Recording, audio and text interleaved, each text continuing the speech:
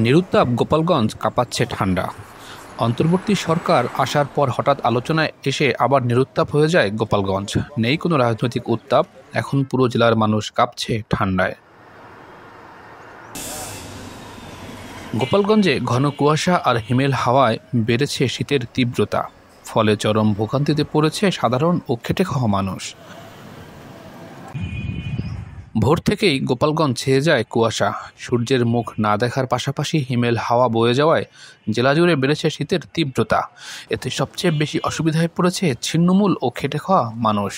শীতের তীব্রতায় মানুষজন বাইরে বের না হওয়ায় কাজের অভাবে অলস সময় কাটাতে হচ্ছে ছিন্নমূল ও খেটে খাওয়া মানুষদের। ফলে আয় রোজগার কমে যাওয়া পরিবার পরিজন নিয়ে পড়েছেন চরম বিপাকে। শীত নিবারণ করতে পুরনো কাপড়ের দোকানে ভিড় করছেন তারা। তবে সরকারিভাবে শীতবস্ত্র বিতরণ না করায় শীত নিবারণ করতে চরম ভোগান্তিতে পড়তে হচ্ছে তাদের। ভাড়া কম, প্রচুর ঠান্ডা পড়ছে বুঝছেন। এই শীতের ভিতরে বারোইছের কারণ হলো কি, সংসার আছে, বউ বাচ্চা আছে, না চালালে আমাকে দিন আনি দিন খাই বুঝছেন। আমাকে এই গাড়ির পরেই নির্ভর, এই ছাড়া তো আর আমাকে কোনো ইনকাম নাই। ওঠে তেমন ওই ঠান্ডার জন্য গাড়িতেও কেউ ওঠে না, আর তেমন ভাড়াও পাওয়া যায় না।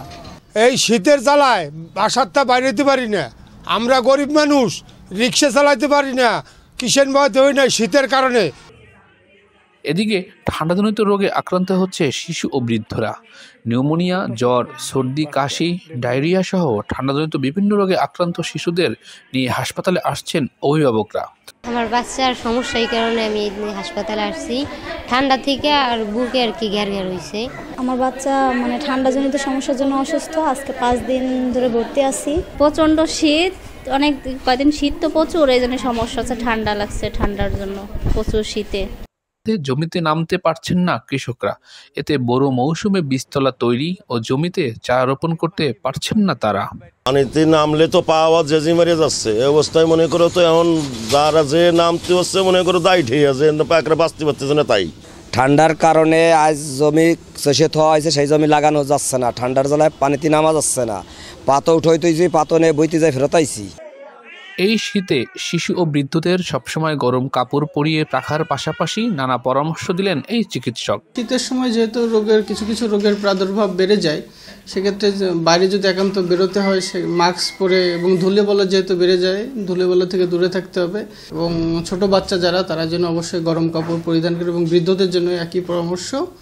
আবহাওয়ার এমন পরিস্থিতি আরও 2 থেকে 3 দিন বিরাজ করতে পারে বলে জানিয়েছেন আবহাওয়া অফিসের এই কর্মকর্তা।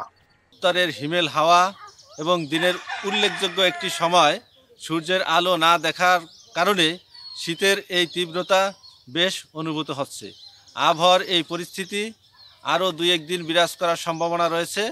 এরপর তাপমাত্রা কিছুটা বাড়লে এই পরিস্থিতিকে কিছুটা উত্তরণের সম্ভাবনা রয়েছে।